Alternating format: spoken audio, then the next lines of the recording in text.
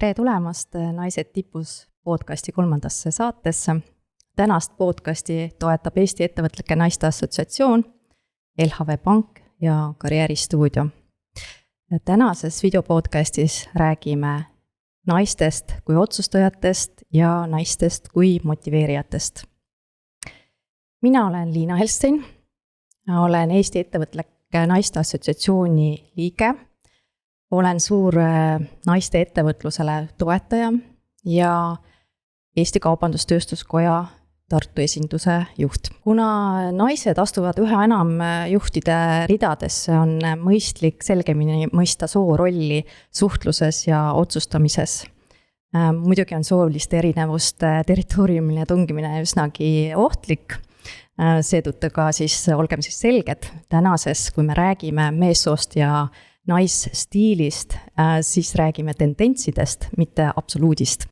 Aga nüüd läheme oma saatekülaliste juurde. Täna oleme siia kutsunud 2 väga huvitavat ja tegusat naist. Küll väga erinevatest valdkondadest, aga ütleks, et seda huvitavam on ilmselt seda lugu kuulata. Alustan võib-olla Meritist. Merit on tuntud kui kirjanik, festivalide korraldaja ja ise loomustab ennast elustiili ettevõtjana. Rahvusvahelise äri magistrikraadi on ta omandanud Saksamaal. Tema südameasi on olnud ka naisi ettevõtlusele suunata, juhatada ja julgustada. Ja on ta ka sellel teemal kirjutanud ühe raamatu pealkirjaga Sõltumatu naine, 5 sammu rahalise vabaduseni. Aga peagi annan ma sõna ka talle endast rääkida. Teine väga armas ja suurepärane külaline meil on Karen Burns, kes on väga inspireeriv naine IT ja tehnoloogia valdkonnast. Ta on arvutinägemise SAS platvormi FIMA kaasasutaja ja tegevjuht. Tal on rohkem kui 15 aastat kogemust ettevõtluse edendamises ja on elanud ka seejuures Ühendkuningriigis, Lõuna-Aafrikas ja Lähis-Idas. Ka tema suur kirg või soov on naisi ettevõtlusele edendada ja eelkõige tehnoloogia valdkonda tuua rohkem naisi. Ja tema soovib maailma paremaks muuta, kasutades arvutinägemissüsteeme. Aga seda kõike, mida mina praegu rääkisin meie külaliste kohta, on võimalik nende kohta ka lugeda ja leida netiavarustest. Aga tänases videopodcastis me räägime võib-olla mingitest kohtadest, mida kuskil veel avaldatud ei ole, nii et kuulake. Aga alustame Merit sinust. Et võib-olla sa räägid natuke endast, enda loost ja sellest, milline sa oled enda nägemuse järgi liidrina? Enda loost, oleneb kui pikalt ja kui kaugelt, eks tegelikult majandust või äri ma juhtusin õppima ikkagi pigem juhuslikult, sest et täpselt keskkooli lõpus ei olnud kohe plaani või ettekujutust, mis see järgmine samm võiks olla. Ja kuna oli 90ndate keskpaik, siis tegelikult see oli see valdkond, mis kasvas hästi kiiresti ja kus oli ka lootust, et jätkub palka ja leiba. Et siis nii see otsus sai kuidagi tehtud, kuna sinna oli ka kõige suurem või üks kõige suurematest konkurssidest. Ja olla siis selles valdkonnas tööl olnud, mulle tundus, et kuna ma ka välismaal olin õppinud ja magistrikraadi saanud, nagu sa ütlesid, siis mulle tundus, et ma tööl jõudsin üsna kiiresti selle kohani, kus ma olin enda jaoks nagu mingisuguse emotsionaalse maksimumi saavutanud ja kust edasi ma ei tahtnud ja mujale ma ei tahtnud ja 28 päeva puhkust tundus kuidagi liiga piirav. Nii et sealt saigi alguse see, et aga ma kasutan siis oma eriala selleks, et ma oskan arvutada ja ma saan numbritest aru ja ma hakkan siis vabakutseliseks.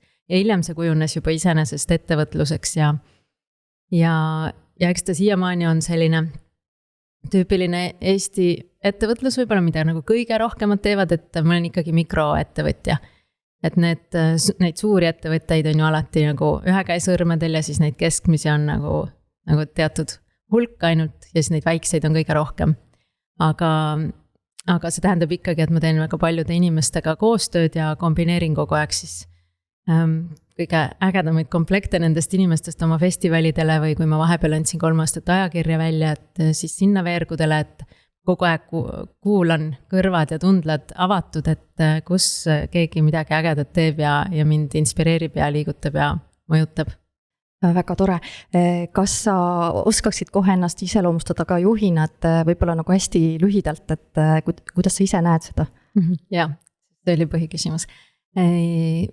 Ma arvan, et ma olen hästi,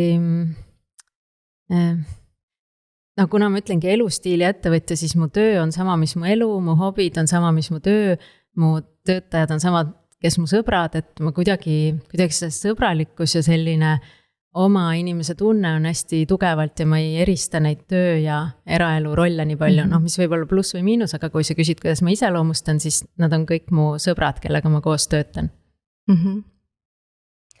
Aga Kären, kuidas sinul on?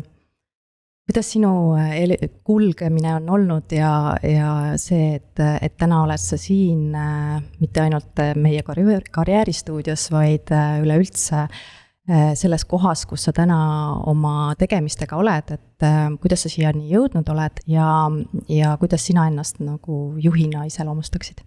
Tere, minu poolt ka, olen Karen ja minu kulgemine on olnud mitte kulgemine, vaid ilgelt selline tormakas, rööprähklev, igas suunas plahvatav liikumine vist on võib-olla kõige õigem selle kohta öelda.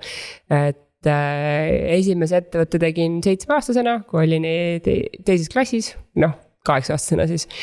Hakkasime sõbrannadega, klassiõdedega välja andma esimest koolilehte raha eest ja ikka.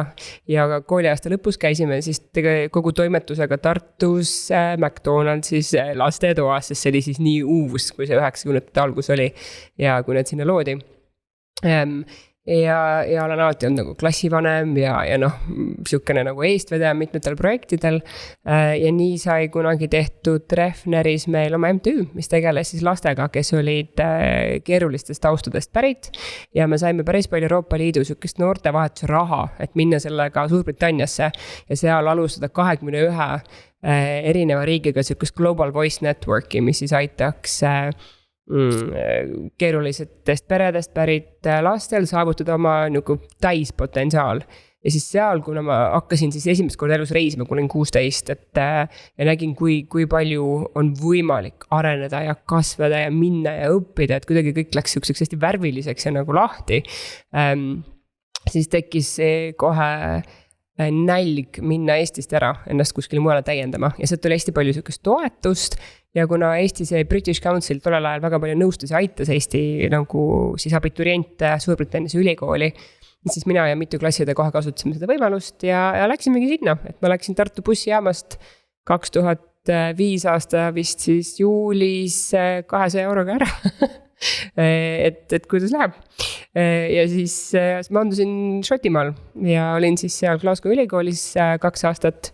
Siis kui olisin Londonisse, siis ma tahtsin nagu praktilisemat filmikursust. Ma läksin tegelikult filmi televisiooni õppima. Õppisin ka gender studies ehk siis nii-öelda soo, ma ei oskagi öelda, kuidas on siis soorollide õpet. Seda rakendasin ema siis bakalaureuse töös ja töötasin ja kogu aja IT-s, sest et mul ei olnud lihtsalt võimalik kuskilt saada siukest nagu rahapuud, mis mind seal õpilasena ära toidaks ja laseks mul maksta üüri ja õppemaksu ja nii edasi.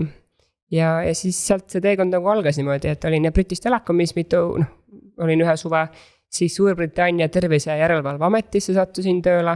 Seal olin 4 aastat, kasvatasin tiimi selliseks, et alguses olin üksi, siis mul oli 4 alluvat, siis me toetasime alguses 20 pealist tiimi, siis juba 80 pealist tiimi. Juhtisin eelarvet, mis oli 15 miljonit naela, olin 21 aastane, hästi noor. See oli siuke tohutu siuke õppimise ja kasvamise aeg. Ja seda vundamenti ma tegelikult kasutan siiani, et see oli nagu siuke hästi tugev, et Suurbritannias ei lasta sul olla 23 aastane nagu tippjuht, kui sa just ise ettevõtja ei ole, et sulle ikkagi laotakse vundamenti, sa pead ennast tõestama ja siis sa liigud järgmisele tasemele. Ja Eestis on natuke teistmoodi see juhtimiskultuur mulle tundub. Lähis-Itta sattusin abikaasa töö kaudu ja siis avastasin, et see filmiunistus, mis mul oli olnud, tahtsin ju töötada filmivaldkonnas kunagi, et seda ma läksin ka õppima. See purunes nagu 1000 killuks, sest see lihtsalt on kõige jõhkram valdkond. Ma tegin 50-tunniseid vahetusi 1,5-aastase lapse kõrvalt, keda ma ei näinud põhimõtteliselt 3 kuud, sest et ma olin kogu aeg võttel või kõrbes kuskil. Ja see elustiil ei olnud nii-öelda nagu jätkusuutlik. Naasin Eestisse 2006 aastal. Läksin Muungaskeidi tööle, tagasi IT-valdkonda, tagasi sinna, mida ma teadsin ja kasutamaks ära ma rahvusvahelist sükst võrgustiku kogemust, mis mul selleks ajaks oli 10 aastat ju pikk juba. Ja siis kohtasin oma praeguse kaasasutaja Taaviga, et olime kolleegid ja mõtlesime, et tuleks teha üks firma, mis tegime firma ja nüüd ehitame seda ettevõtet nagu ülesse.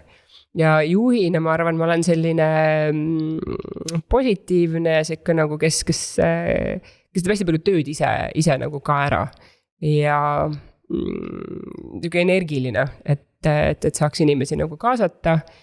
Ma arvan, et õiglane, aga siiski päris pika nagu kannatliku meelega. Jah. Sind kuulates tekkis mul kohe selline küsimus, et sa oled nii ettevõtlik olnud lapsest peale, et kas see on tulnud kuidagi läbi perekonna, mingi eeskuju või see on lihtsalt selline iseloomu omadus, et sa lihtsalt nagu tahad kogu aeg midagi teha ja sebida? Eks see on kombinatsioon ilmselt, sest ma kasvasin tegelikult sellised talumajapidamises üldse üles, et meil olid lehmad, ma ei tea, haned, pardid, vutid, kassid, sead, lasteaias me käinud, nii et mul oli vaja nagu vanema aidata, marju korjata, et siuke nagu see grit, mis on ingliskeelne sõna, mida ma ei tea, kas Eestis üldse on head vastad sellele.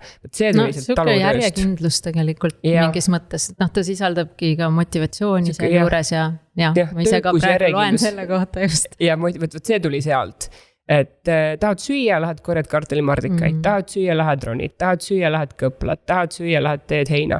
Et ma olen nagu, see oli nagu lapsepõlves nagu, ma ei mäleta, et ma ei oleks nagu sükse asju teinud. Ja mul oli siuke setu vanama, kes oli siuke karm tädi, et ma arvan, et sealt oli päris palju. Me tegime kõik isi kuni võini, selles mõttes kodus. Et sealt see töökasvatus tuli. Merit, sama küsimus sulle tegelikult, et ega mina tean täna sind ka selline nagu väike vurr ja kui ma nagu mõtlesin, et kuidas ma sind iseloomustan, siis ma olin täiesti hädas, sest et üks asi on jah, et seda saab ilusti kokkuvõtlikult öelda elustiili ettevõtja, aga see nagu see ideede rohkus ja tahe kogu aeg midagi ära teha, et kus see tuleb sul?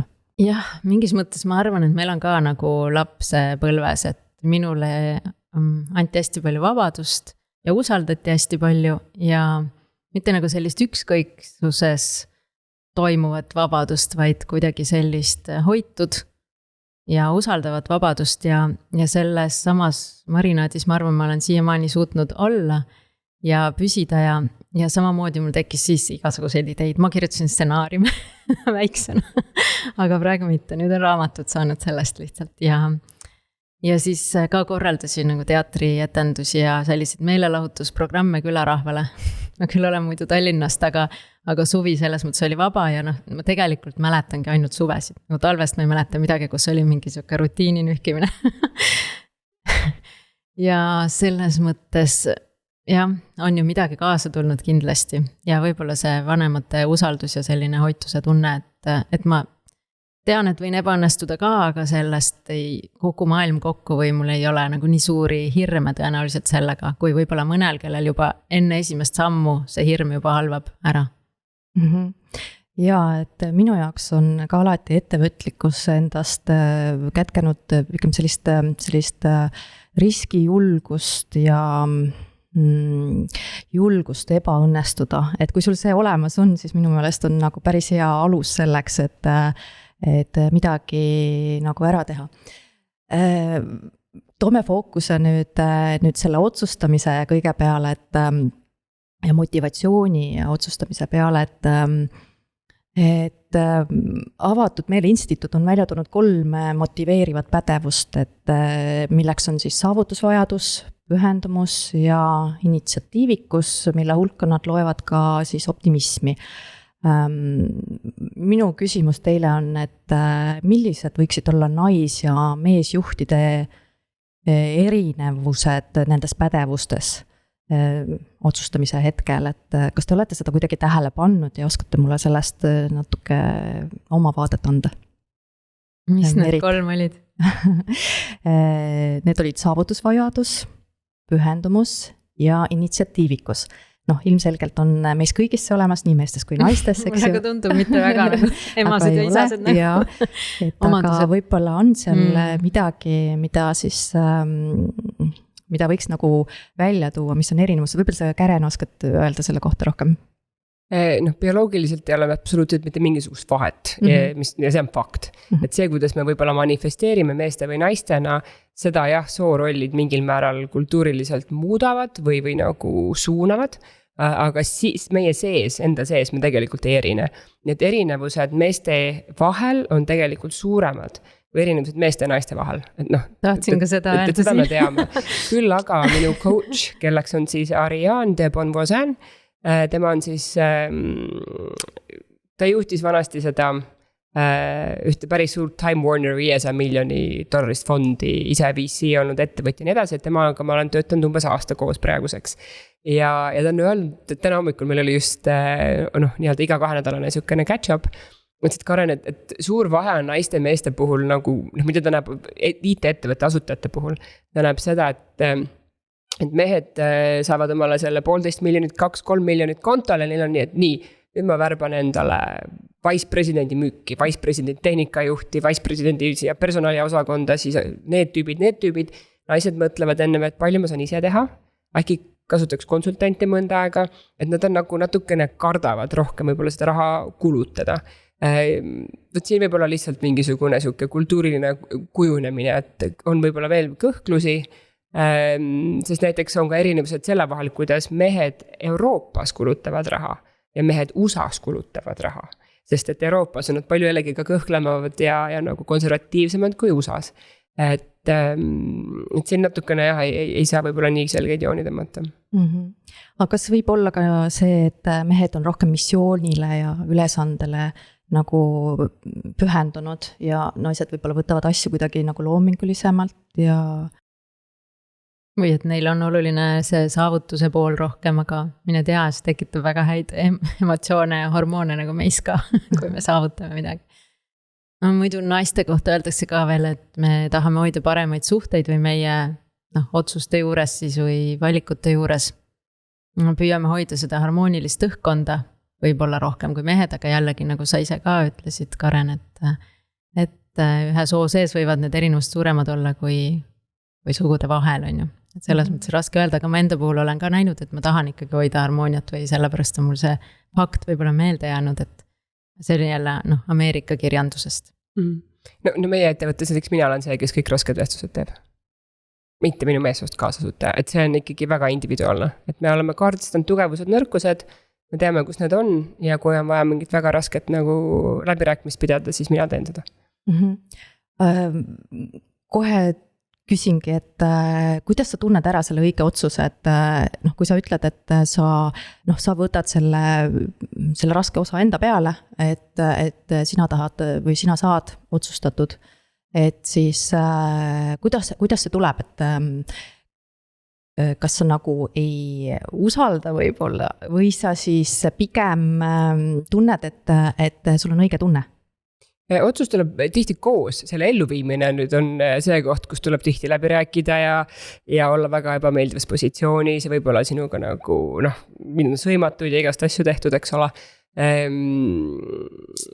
Et see on see nagu võib-olla raskem koht isegi mingisuguse väga konkreetse otsuse elluviimine, a la äripartneritega mingisuguse koostöölepingu lõpetamine, mingite asjade mitte tasumine, kui sa ei ole teenust saanud, vallandamine, kui ei ole inimene oma tööga väga raske asi, mida teha emotsionaalselt, sina oled temasse kunagi kogu selle usalduse pannud. Ja nüüd nagu siuke suhe katkeb, eks ole. See otsuse koht isegi tuleb, ma arvan, kiiremini ja ma arvan, et me kõik kasutame intuitsiooni, et tuleb seda õppida ka tundma. Et ma arvan, et ma päris pikalt surusin seda alla, et nüüd jällegi, kui ma olen coach'iga töötanud terve aasta, et siis tihti see tunne tuleb ennem ja siis aju mingi hetk jõuab sinna nagu järgi. Või on selline pisike mikrofon, mis pidevalt ütleb, et see on valesti. Ja siis mõtled, ei ole, siis ikka mikrofon ütleb edasi, et see on väga valesti. Ja siis mingi hetk, sa nagu pead selle mikrofoni häält kuulda võtma. Kuidas, Merit, sinuga on? Et kuidas sina otsuseid teed või kuidas sa oled otsustajana, et kas sa teed raskeid otsuseid, võtad kohe niimoodi härjal sarvist ja otsustad ära, et või sa pigem protsessid pikalt ja või kuidas sinul see protsess käib?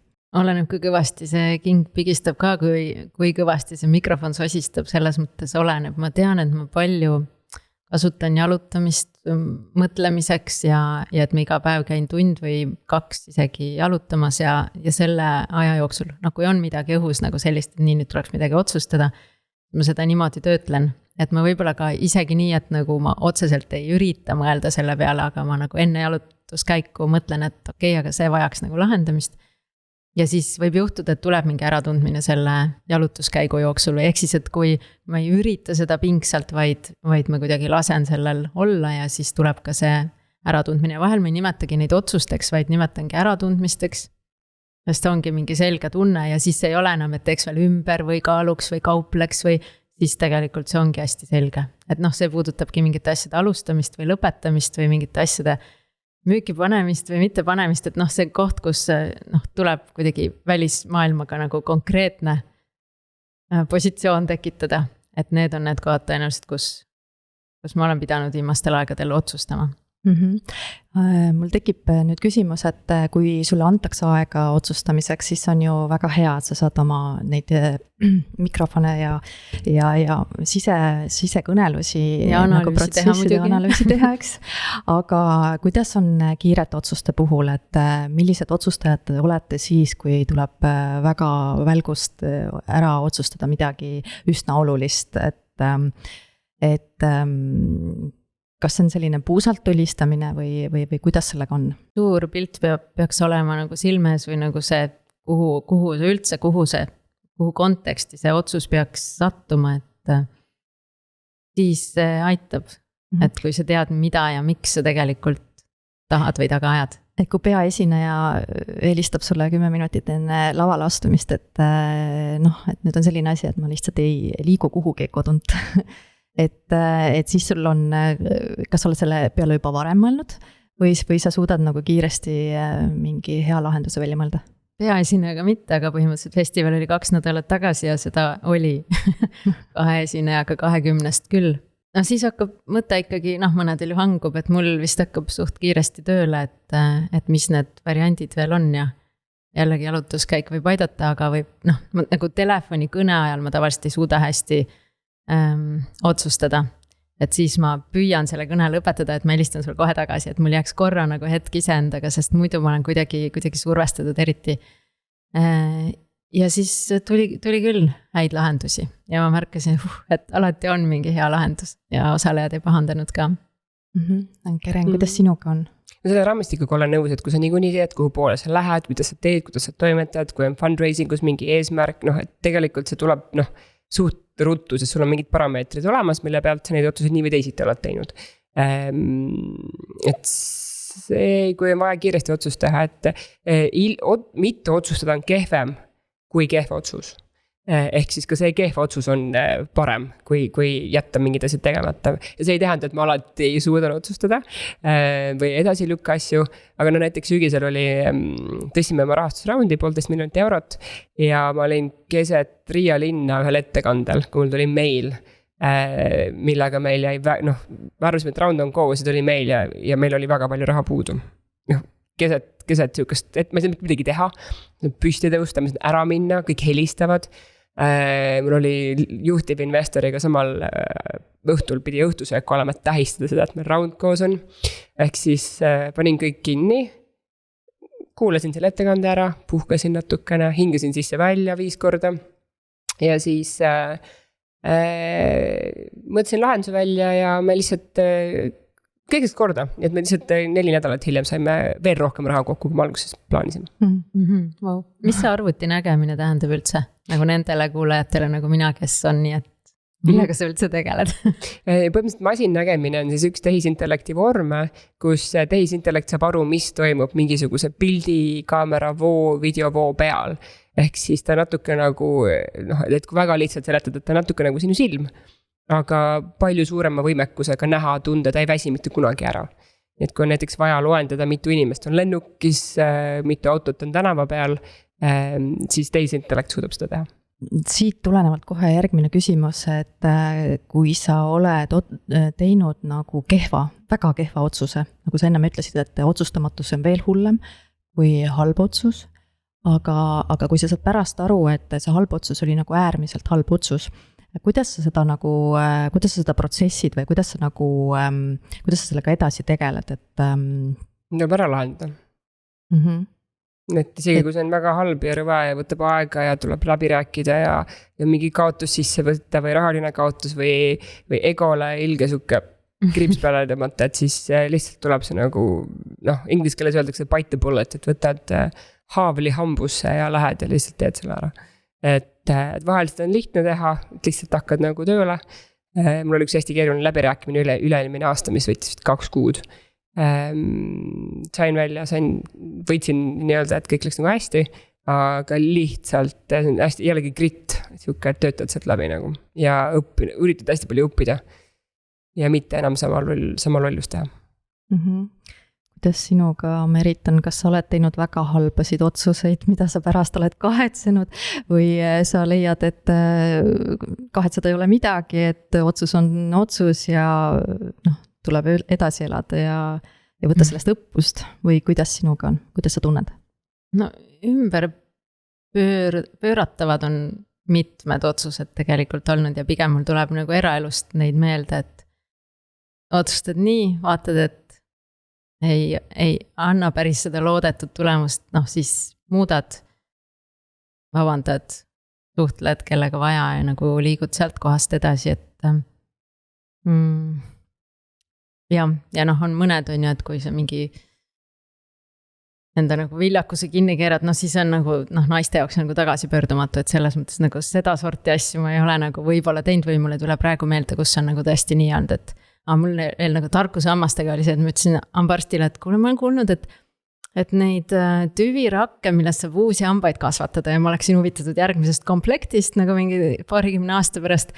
Need olevad ainult nagu seal tarkuse hammastes. Ma ei saa lasta seda 4. ära võtta, kuna see on võib-olla minu see puhas kuld, on ju. See vist ei vasta tõele. Aga siis ta oligi nii, et saab küll kasvatada uusi hambaid, aga tead, nad näevad üsna nirud välja üldse mitte hambakujulised ja niimoodi, et sa võid ära võtta oma hambad, et neid saab põhimõtteliselt teistest hammastest ka teha või niimoodi. Ja siis ma lasin selle, see oli nagu see koht, kus mulle tundus, et okei, aga see on nüüd praegu nii oluline otsus, et et kas ma saan veel tagasi pöörata või ei saa, et seda ei saa, kui mul on kõik need 4 nagu ainsad nagu läinud.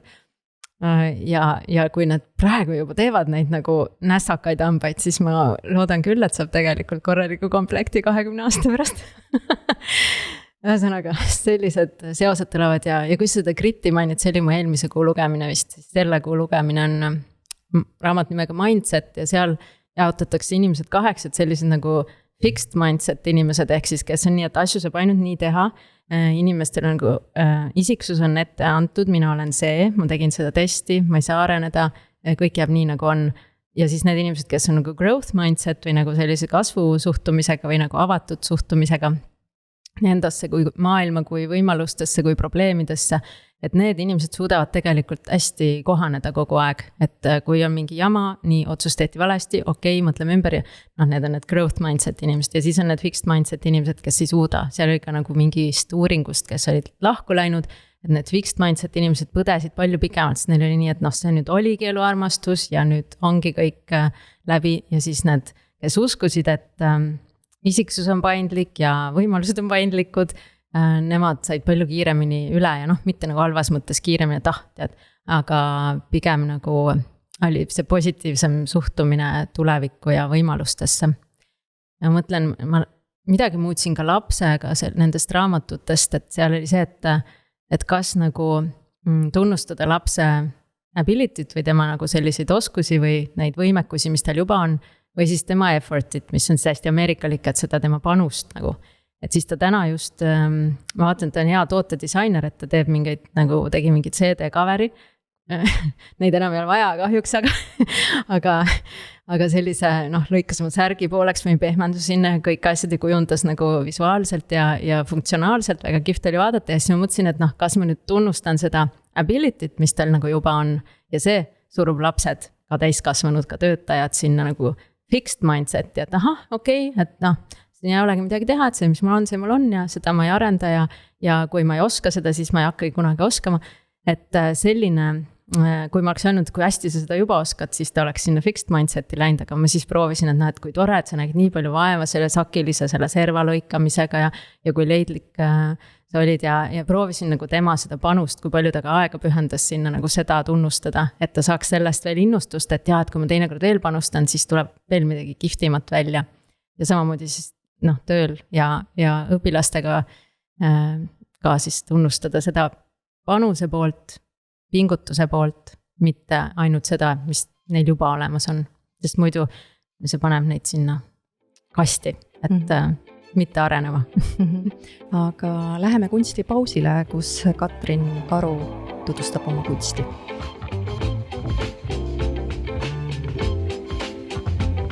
Tere kõigile, mina olen Katrin Karu, maalikunstnik ja rõivabrändi Katrin Karu Off the Canvas looja ja omanik. 10 aastat tagasi tegin mina oma karjääris muutuse ja tulin ära turunduse valdkonnast. Võtsin endale ateljee ja hakkasin vaikselt maalima, kuid see periood on osutunud minu enda jaoks ka väga inspireerivaks ja väga huvitavaks ja minu käest on küsitud palju, et millest ma võtan eeskuju või mis mind täpselt inspireerib ja alati ma mõtlen selle peale, et kas mul siis ei olegi eeskujusid, aga ma olen mõelnud endale niimoodi, et minu kunst tuleb minu enda seest ja minu maalid on hästi vahetud. Minu looming on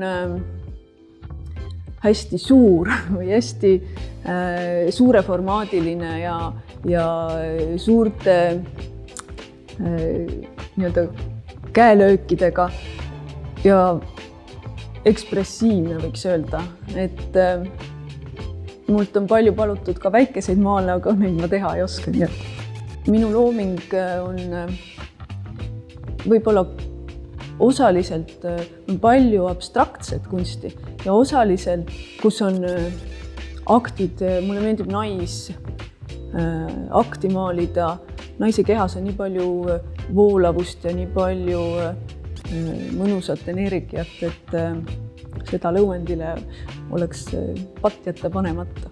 Need 2 minu selja taga olevat maali on sellest viimasest perioodist, kui ma käisin Araabias ja ma jäin sinna lõksu ja ma jäin sinna nagu mitmeks kuuks, et ühtepidi see soe, palav, kuum päike ja see Araabia need värvid, aga teisest küljest siis teadmatus, kogu maailma teadmatus selle eest, kas üldse ma koju tagasi saan.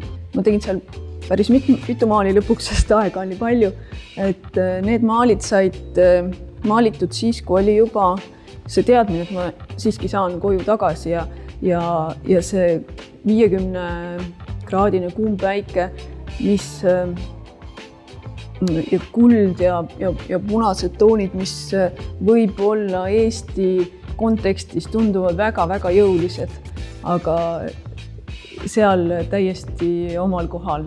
Et see on hästi huvitav, et kui maalida erinevates maailma osades, kuidas see sisetunne ja see värvikäsitlus täiesti muutub. Et see on nagu üks, mida ma tahaks kindlasti veel kogeda.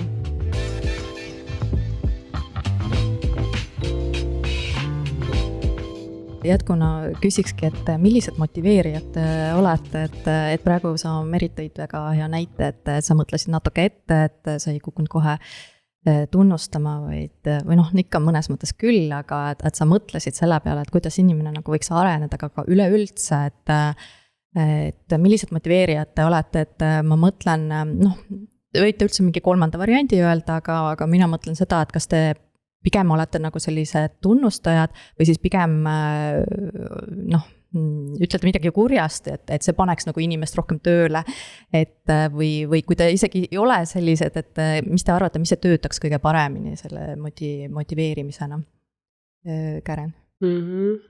Siukest kurjast ütlemist jah, seda ma lihtsalt, see on nii. See ei ole moes. See ei ole siuke teema jah, et see ei ole mõeldav. Aga ma arvan, et no me jälgime iga kuu oma töötajate anonüümselt.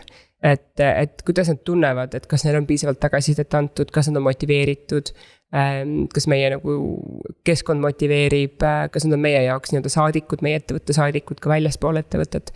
Ja seda ma järgin nagu päris pingsalt, et mis see täpselt on. Kohe, kui ma näen, et see punkti nagu koma koha võrra natuke midagi liigub, siis ma kohe vaatan, et aha, et okei, mis ma nüüd viimane kuu tegin või tegemata jätsin, ütlesin või ütlemata jätsin. Ja siis ja kohe lähen ja teen tegelikult tunnustusringi ära. Sest ma vahel unustan seda, et ma olen nagu pea maas, nagu künnan oma seda vagu ja siis peaks ikka vahepeal keerama ja ütlema, et hästi, et teeme kõik koos edasi, et sihukene, no ma lihtsalt unustan täitsa nagu see startup'i maailm on nii nagu tihe. Ma tihti lõpetan küll 12:30 hommikul, et ma unustan ennast tunnustada ja unustan tegelikult ka vahel kolleege tunnustada.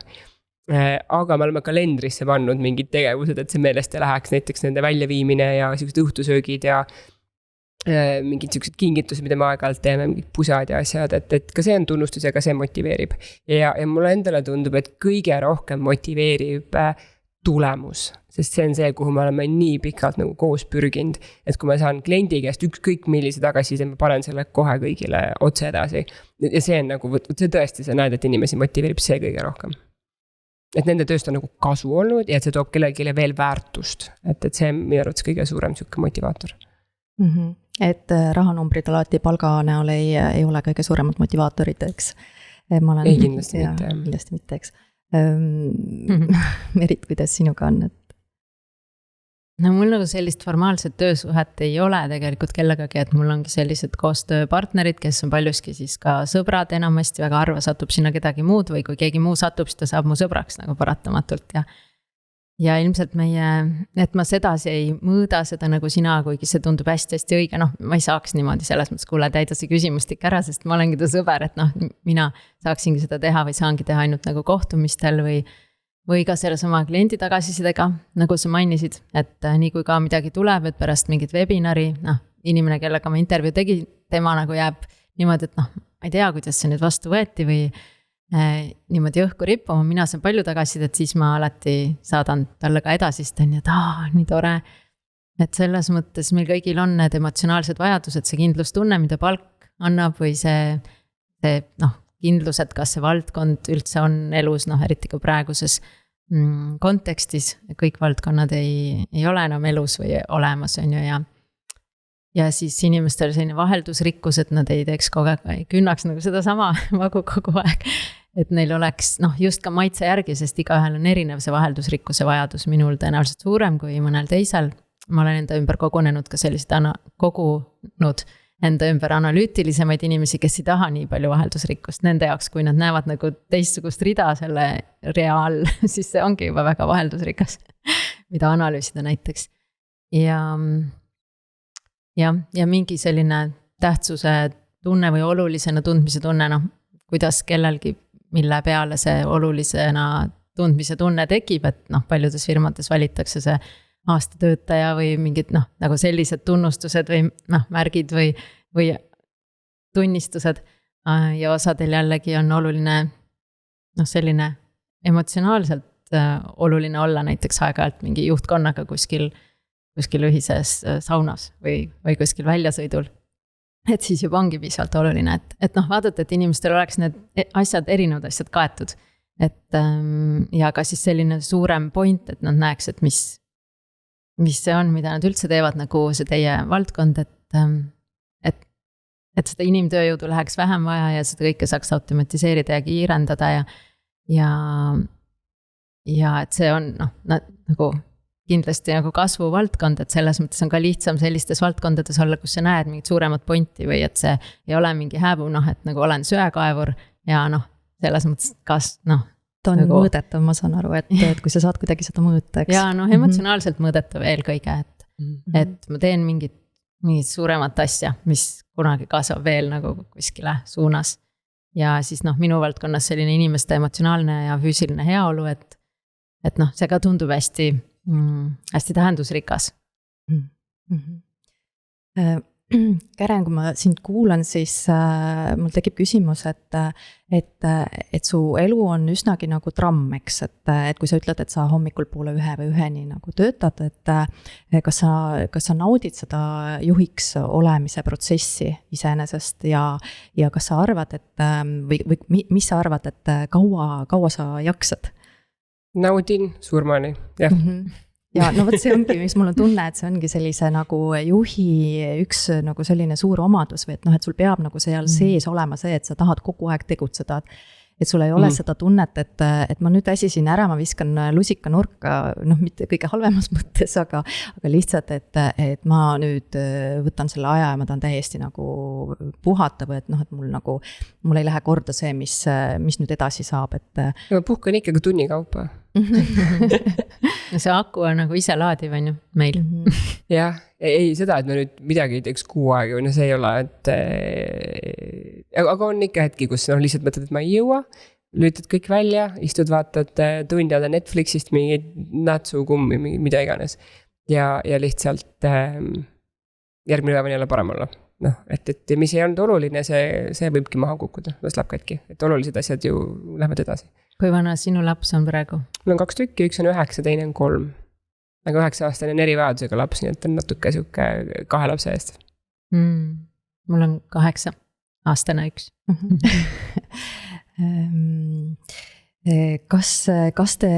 Kuidas te tunnete, kas te olete ajas otsustajatena ka kuidagi arenenud? Et te olete võtnud oma need kogemused ja siis nagu teadlikult nüüd edaspidi, kui sa nagu pead mingeid kiireid otsuseid või siis, ma ei tea, suuri otsuseid tegema, et sa nagu võtad selle kogemuse ja teadlikult ja siis teed võib-olla kuidagi teistmoodi, ma ei tea. On küll tegelikult. Ma tunnen, et rahaliselt nagu suuremad riskid on okeid, nagu võib-olla ma ei võtaks täna sellist riski, mida, tähendab täna just võtaks seda riski, mida ma 10 aastat tagasi ei oleks julgenud võtta näiteks, sest et ma olen vahepeal võtnud midagi sinna poole nagu või, et see on kasvatanud küll sellist riskivalmidust, see kogemus, et ja vahepeal on halvasti ka läinud või on läinud niimoodi nulliringis ja igat moodi on läinud selles mõttes, aga just, et need otsused tulevad natuke kergemini küll. Jah, et rahalised, aga siis ka tõenäoliselt muud. Et see tagasivaates lihtsalt tundub, et ma ei tea, ma olen igalt poolt välja ujunud, et küll saab. Ja see ei tähenda, et rumalaid otsuseid peaks tegema, või nagu, et meelega rumalaid, et see on ikkagi nagu selle hetke nagu parim otsus, aga et julgemaks olen läinud. Lihtsam on otsuseid teha, lihtsalt on lihtsam teha. Et see, mis oli kunagi ülioluline, nüüd ma vaatan, et see on täiesti ebaoluline, et delegeerin, otsustan kiiremini, et see asi otsustab ennast ise, et miks üldse on vaja mingit otsust olla küsima. Et jah, hästi palju lihtsamaks on läinud otsustamine. Juhtide üks omadus on see, et nad tahavad tegelikult hästi palju ise teha, eks ju, et kuidas teil sellega on, et kas te nagu justkui ikkagi suudate usaldada või kuidas sellega on selle otsusega, et ma nüüd usaldan selle otsuse kellegi teise nagu teha, et kas te olete ka selles arenenud või kuidas sellega on, et tahate ikka teha ise otsuseid, Karen? Ei taha ise teha, selles mõttes, et minu ideaalne olukord on selline, kus ma otsustan, et meil on nii-öelda koos kaasasutega, mitte kunagi nii-öelda üksi, et me otsustame, et meil on vaja sellist kompetentsi ja me võtame ta ettevõttesse sisse ja ta tegutseb ise. Et see olekski minu ideaalne olukord, et mina ei pea mingi valdkonna inimese eest otsustama. Ma olen teinud selle otsuse, et sa oled piisavalt pädev toimetama ja sealt edasi peaks see nagu ise juhtuma. Et ma kellegi eest otsustan või lähen kontrollin, kas seal, et see kuidagi sellist mikromanageerimist, sükst asja ma ei arvasta, et ma väga olen tänulik, kui inimesed võtavad võtavad rõõmuga vastu selle vabaduse, mis meie neile anname, neid otsuseid oma kompetentsi piires teha. Noh, et ma arvan, et ma võib-olla ikka nooremana oled ebakindlam ja tahad ise teha ja mingeid asju ma teen ise ka ikka edasi või siis toimetan kõrvalt, aga ma näen ennast niisuguse nagu võib-olla püramiidi alumise osana pigem, et ma peaks aitama võimestada kõiki neid otsuseid paremini tegema, mitte seal üleval prääksuma.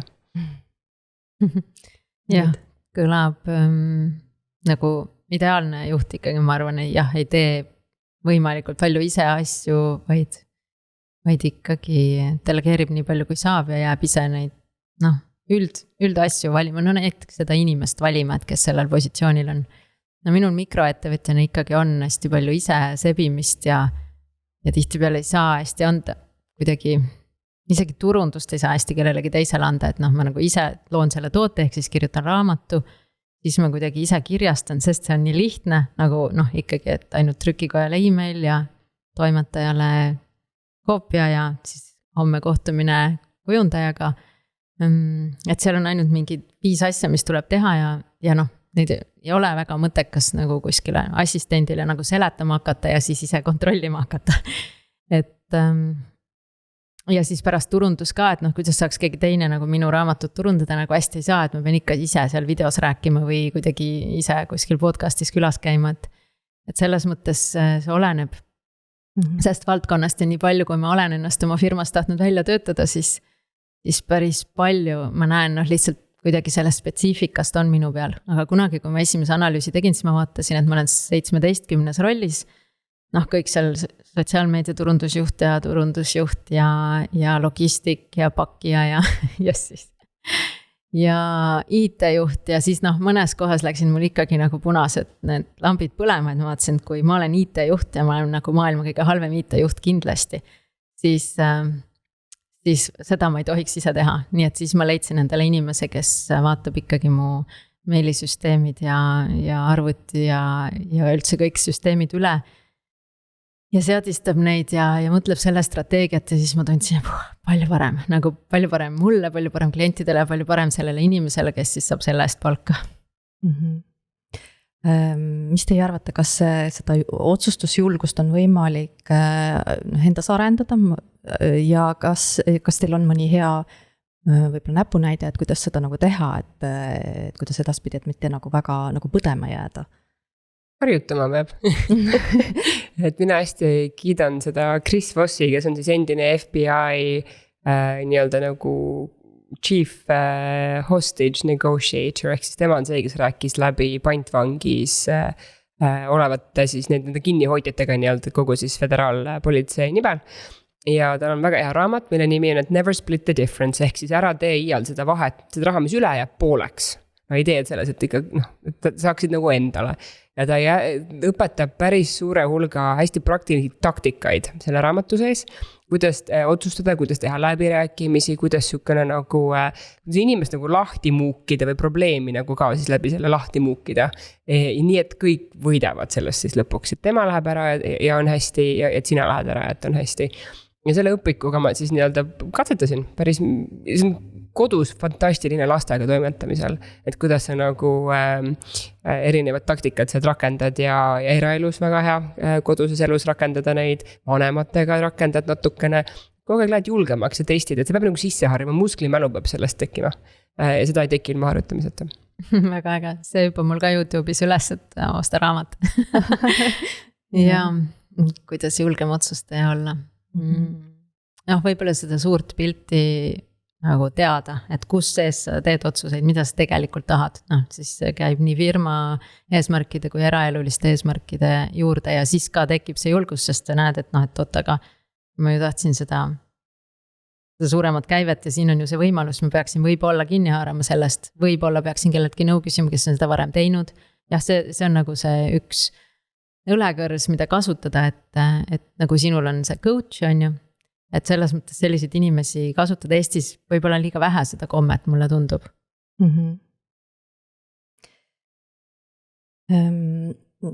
Kui nüüd natuke teisest küljest mõelda, et meil on üsna, Eestis just eriti, on üsna vähe tippjuhte naiste hulgas. Kas seal võib olla kuidagi sellega ka seotud, et naised nagu lihtsalt ei julge otsustada võib-olla? Või ei julge võtta seda vastutust ja otsustusjulgust, et kas see võib sellest olla või see võib olla hoopis midagi muud, mida teie olete tähele pannud või mis te arvate sellest? Mina olen elanud siis 3 kultuuriruumis, eks ole, Lähis-Idas, araablastega koos siis kanduuradega meestega, kes minuga ei käi isegi koos söömas, sest ma olen naine. Olen elanud Londonis, kus sulle tuleb kontoris vastu sükkpükstes mees parukaga ja see on täiesti fine. Ja siis Eestis, eks ole. Ma ütleks, et kõige liberaalsem oli London ja Eesti ja Araabia Ühendemiraadid ei ole nii palju erinevad mitmeski aspektis. Ka siin ei kutsuta mind tihti sellistele saunaõhtutele või õlut jooma lihtsalt niisama, sest see lihtsalt on selline, ma tean, see on slaavi kultuurist üle tulnud, et me olime Nõukogude Liidus nii kaua või kus see on tulnud, seal on nagu alati nagu kuidagi nagu tagamõte või siuke nagu imelik on see, et ma helistan vastassoost ärikontaktile ja me läheme lihtsalt juttu rääkima. Mul ei ole mitte kunagi siukest asja olnud Eestis vist. Mingi võib-olla 2-3 tükki need viimane kvartal on olnud, aga ainult sellepärast, et meist on nii palju meedias juttu, et ma olen nüüd nagu kuidagi huvitav. Et aasta-2 tagasi, kui tuli üks Briti delegatsioon siia, kellega ma olin varasemast tuttav, need meessoost inimesed otsisid mu kohe üles, me käisime lihtsalt lõunal, jõime lihtsalt õlut, küsiti, mis sul vaja on, mis kontakte, mina saan pakkuda vastu, me tegime need introd ära ja see oli nagu super. Et see on hästi professionaalne, et siin on ikkagi veits siukene meeste mäng, kuhu naisi, ma arvan, et see keegi ei ole pahatahtlik, see lihtsalt on alati niimoodi olnud, et naised ei tule sinna, ma olin mõnda aega ka Eestiga selles Kaitsetööstuse Liidus juhtimise töörühmas. Ja seal sünnivad otsused puhtalt saunalaval viinaklaasi taga, need naljad, mida räägiti kohtumistel, ei kõlba siin kõvasti öelda. Ma olin 7 kuud lapseootel ja ikka see oli nagu väga ebameeldiv ja ebaviisakas ja need tüübid lihtsalt ei saanud aru, et see nagu ei päde. Et see kultuur meil vajab natukene arenemist veel natukene, et Lähis-Idas mind austati, kuna ma olen ema, kuna ma olen lapsevanem, kuna ma olen nagu sellise kohustuse juba suutnud nagu täita. Mul oli isegi hellitusnimi siis kõige vanema tütre järgi araabiakeelne. Et mingid asjad olid seal fantastilised. Eestis ei tee mulle mitte keegi uksi lahti, kui ma tulen 2 tite ja hunnikukottidega. Seal tuuakse mulle kotid turvamehe poolt tuppa ja pannakse ka külmikusse, siis kummardatakse, minnakse ära. Et siuksed asjad on nagu ägedad ja mingid teised asjad jälle on jällegi sellised, mille tõttu ma ei tahaks iial enam Lähis-Idas tööl olla.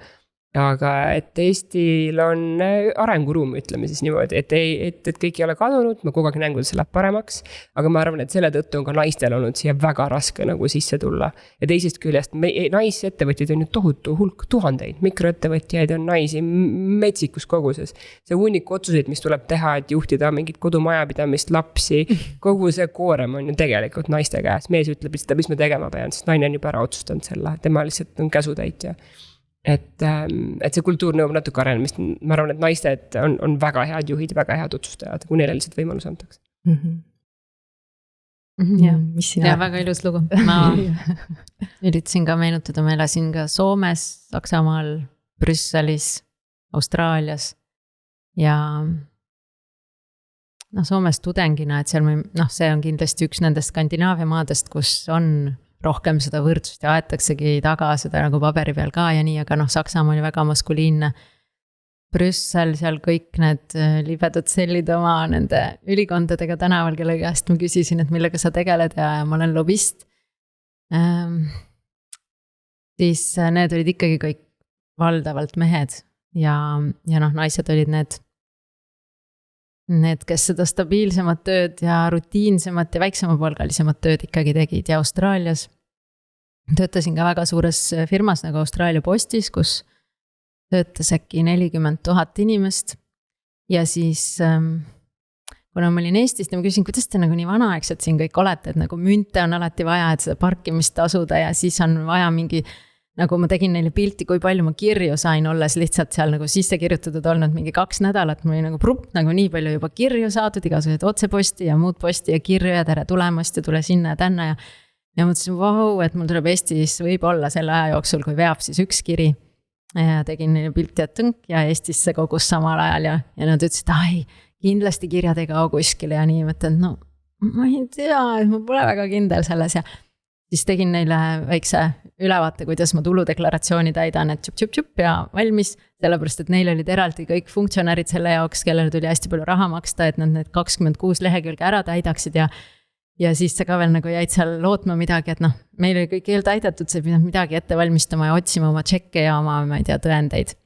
Et siis nad vaatasid küll mind nagu imelooma ja saatsid mind esinema oma juhtkonnale, et ma räägiksin nagu tuleviku mingi Futurama nagu inimene ja siis ja sellest kujuneski mingi hitt esinemine, tänu sellele ma sain Austraalias kohe nagu ringsõidu teha nagu erinevatesse sinna Austraalia posti siis haru sellistesse kontoritesse. Jah, põhimõtteliselt vist nagu ikka nagu selliseste tsentraalsetmatesse nagu harukontoritesse.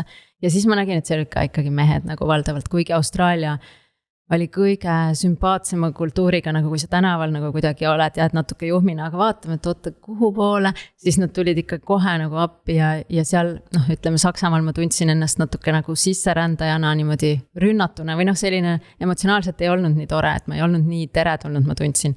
Aga Austraalias ma olin hästi teretulnud ja selles mõttes oli hästi avatud kultuur, aga samas seal tippjuhtide tasemel, noh, nii suures firmas siis, noh, kui ma nägin mingit 100 juhti, nad olid ikkagi, noh, 95% mehed.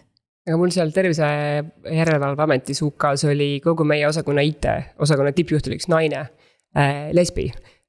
Ja talle allus siis nagu 100 niisuguseid vanakooli, itimehi, et selles mõttes 4 aastat sellist nagu rollimudelit, ma ei ole kunagi võib-olla teadnud, et Lorraine oli tegelikult tohutu ju eeskuju. Ja minu enda ülemus oli selline, kes oli ülikoolist, ta oli koolist lahkunud, kus oli 16, ise ennast üles töötanud, oli niisugune pikkade jõustega, tohutu metsatullifann, niisugune nagu hästi-hästi kihvt mees. Ja tema jaoks ei olnud probleeme ise, et ma olen noor naine ega välismaalane, vaid ta nagu andis mulle ülesande, näitas, kuidas teha, vaatas progressi, siis kordas seda ja kordas, kuni ma lõpuks olingi siis nagu 15 miljonit näola eelarve, eks ole, suur riskijuhtimisprogramm, kogu procurement, hanked ja ma olin nagu noor ka, et ma arvan, et need olid hästi olulised, et keegi usaldas nii palju ja et siuke hästi hea eeskuju oli tegelikult, et ma lihtsalt isegi ei mõelnud selle peale, et see võiks teisiti olla, et seal oli see nii normaalne, et ongi naine istub kõik ülemisel korrusel ja tema juhib kogu õpetust. Kuidas võiks julgustada neid naisi, kes tegelikult ju, nagu me ennem rääkisime, majandame kõike kodus ise, kõik need teemad, me võiks kõik olla sellised mikroettevõtjad, eks, et aga millegipärast noh, me ei ole seda. Keren on nii palju teinud ja nii suurtes kohtades ja nii paljude ütleme, inimestega juhtinud neid ja nii edasi, on ju, sina võib-olla ei ole neid otseselt juhtinud, aga sa oled minu meelest, Merit, oled sa mikroettevõtjana siiski ju, kuidas öelda, väga julge sellepärast, et sa ju pead kogu aeg tegema mingeid otsuseid ja sa pead kogu aeg nagu töös olema, et ennast kuidagi ära majandada, eks. Et mida öelda nendele naistele täna, kes võib-olla nagu seda julgust ei oma, aga kes tegelikult nagu võimeid omavad täiesti, et kuidas neid nagu edasi tõugata? Merit? Ja enne Karen mainis ka seda eeskuju või sul oli tegelikult inimene, kes näitas neid samme ette, et tegelikult ja seesama, mis ma enne mainisin mentori all, et sellist mingit julgustust, see ei pea olema nagu ametlik mentor kuidagi, et see võib olla su abikaasa kas või mingi teine või mees, aga võib olla ka naine, et mulle tundub, et natuke sellist julgustust ja kes aitaks natuke analüüsida seda, praegu ka Töötukassal kõik need programmid, kus tehakse endale äriplaani ja niimoodi, et see asi nagu läbi mõelda paberil, et mida ma tahan, mida ma oskan ja kas see on see ettevõtlusformaat või ei ole, sellepärast, et see eeldab hästi palju seda gritti või seda järjepidevust ja nagu eneseusaldust, mingil määral ikkagi ja see kasvab õnneks ja sellist ise motiveeruvust, mida ma mõtlesin selle ise laadimisvõime all, mis meil on, et meil ei ole vaja, et keegi meile annab rutiinitaluvust ka ja samas vaheldusrikkuse taluvust nii-öelda või sellist, et otsida seda uut suunda, olla avatud sellele, et seal on päris palju eeldusi tegelikult, et seal ettevõtjana nii-öelda ellu jääda või nagu nautida seda protsessi emotsionaalselt ja materiaalselt. Et kui on mõned asjad sellest väga puudu, näiteks ei ole mingit julgust nagu tulla kodust välja ja võib-olla nagu mikrofon enda nina ette saada või mõnedes rollides seda ei ole vaja, nagu oledki kodune raamatupidaja ja see on okei, kui sa ei pea esinema, aga mingitel juhtudel on hästi kasuks, kui sa julged nagu natukene endast rääkida või ennast näidata.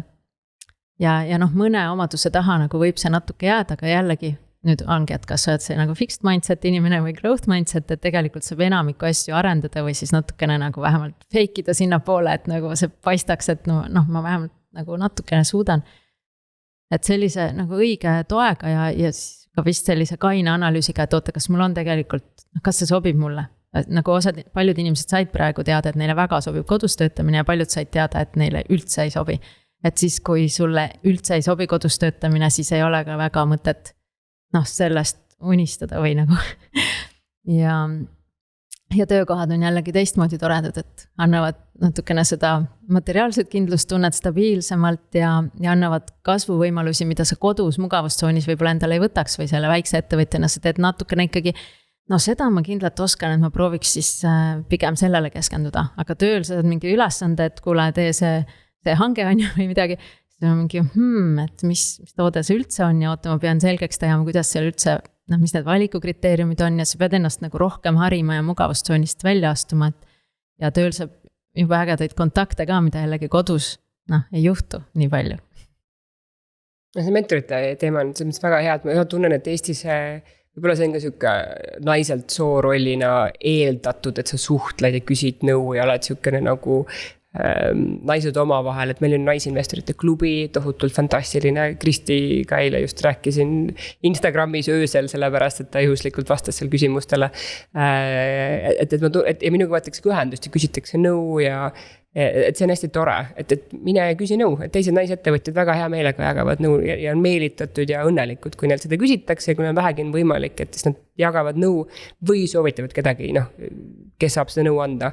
Et võib-olla kõige hiljutisem isik, keda ma mentordasin, oli Katrin Press, üks Eesti tipptoodi fotograafe, kelle jaoks oli selline, ma saan aru isegi eneseületus tulla mulle nagu külla ja vestelda, tulla välja, aga ta tegi selle ära, et küsida abi lihtsalt, et ka teiste käest, et keegi ei hammu just, et kõik on hästi sõbralikud.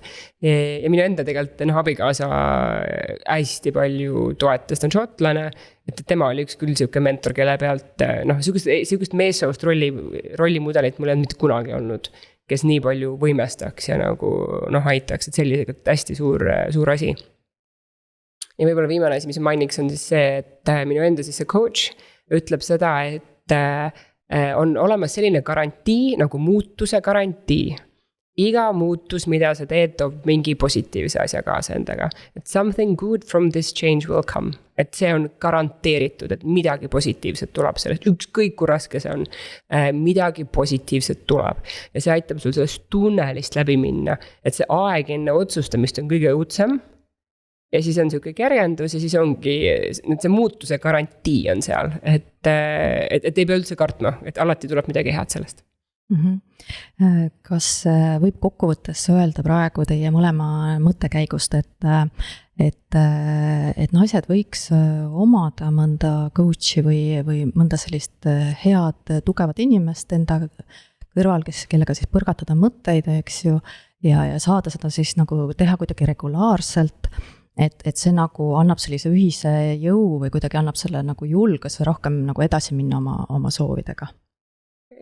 Mina soovitan seda, aga ma arvan, et meestel on coach'i vaja täpselt sama palju kui mitte rohkem.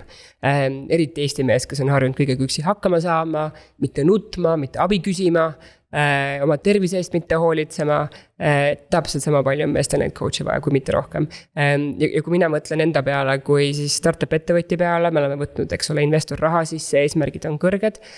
Coach on nagu treener, kui sa jooksed maratoni ja tahad jõuda olümpiale, mida mina tahan jõuda, siis mul on vaja selleks treenerit. Ja see vaimne treener on see, keda ilme kelleta ei oleks siis seda võimalik teha. Kas on mõni hea koht, kus üldse või ma mõtlen, et kui keegi tahab talle leida coach'i, kuhu võiks pöörduda üldse? Mina pöörduks, ongi sotsiaalmeediasse, et väga toredaid gruppe on alates sellest Yes lapsed grupist, kus tehtigi reaalselt sellist matchmaking ut oma vahel vastavalt sellele, mis mingisuguse ema või konto jälgi nagu eesmärk oli, kas lihtsalt suhelda või koos ettevõtte teha, on igasugused mikroettevõtjate grupid, jällegi Kristi investeerib see naisinvestorite klubi, seal on mastermind grupid, kus siis tullakse kokku ja aidataksegi teineteist pisikeses grupis, ükses 6 grupis ja kohtutakse regulaarselt, kaugele sina jõudsid. See on selline vastastikku tohutud nagu võimestav selline nagu sünergia, mida sellised grupid aitavad tekitada, sa õpid ja samas sa oled nagu ka vastutav selle grupi ees justkui, et mingit edu või progressi näidata ja nad on ka sulle mentoriteks.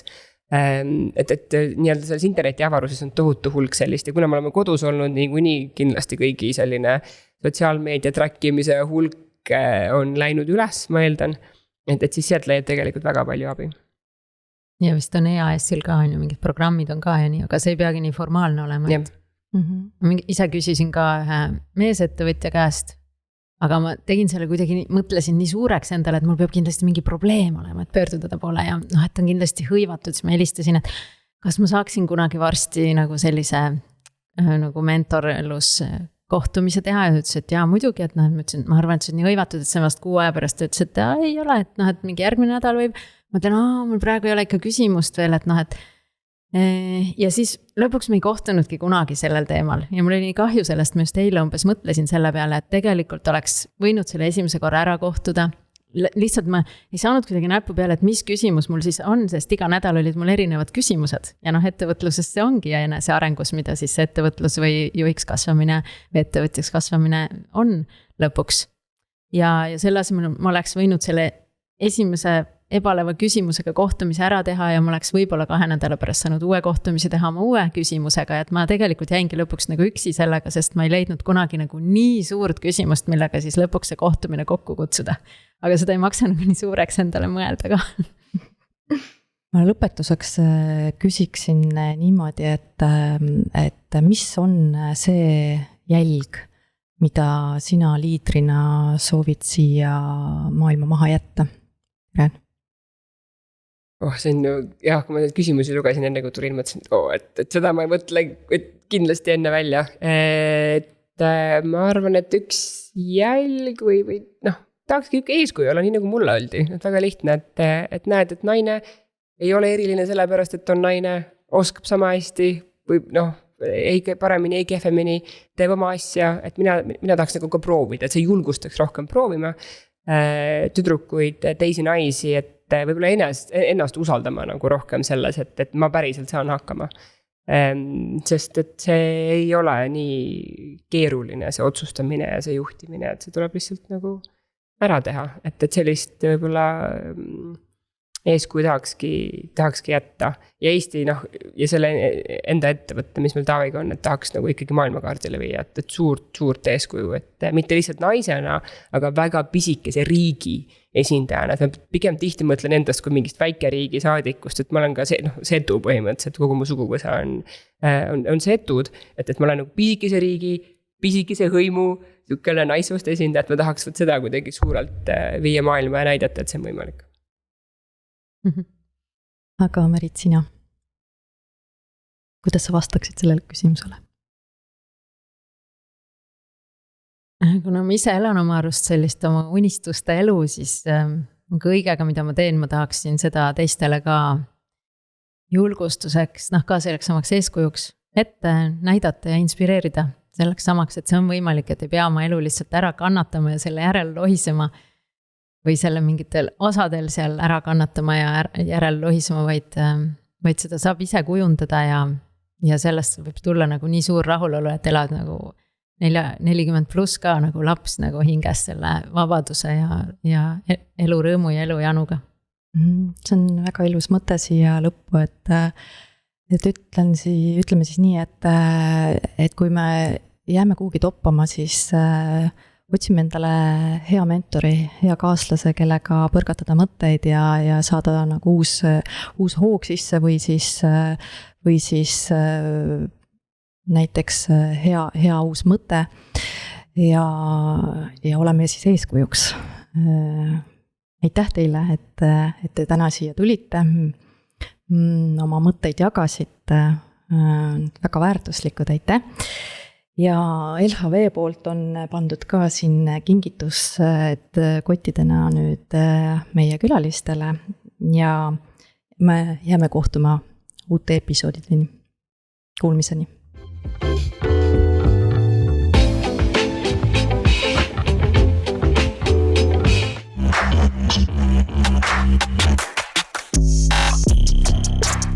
Rahamaailma oportunistid.